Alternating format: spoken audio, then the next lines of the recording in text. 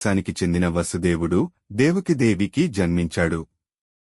దేవకికి 8 పిల్లలలో కృష్ణుడు 8వవాడు.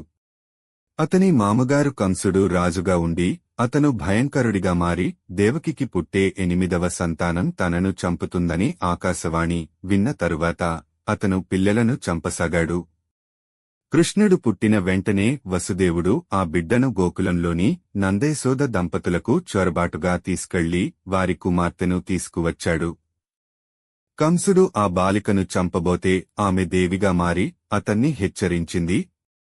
బాల్య క్రీడలు. గోకులంలో కృష్ణుడు ఒక సాధారణ బాలుడిగా పెరిగాడు.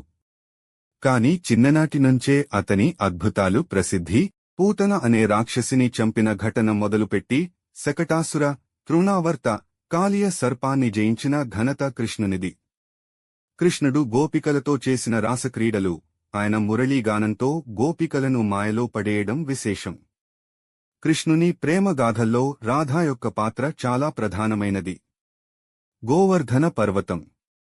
ఇంద్రుడికి యజ్ఞం చేయకుండా రైతులను ప్రేరేపించి గోవర్ధన పర్వతాన్ని తన వేలితో లేపి వర్షాన్ని తప్పించటం ద్వారా కృష్ణుడు దేవతల కంటే గొప్పవాడిగా నిలిచాడు.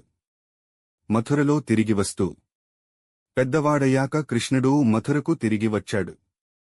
కంసుణ్ణి చంపి తన తల్లిదండ్రులను విముక్తి చేశాడు.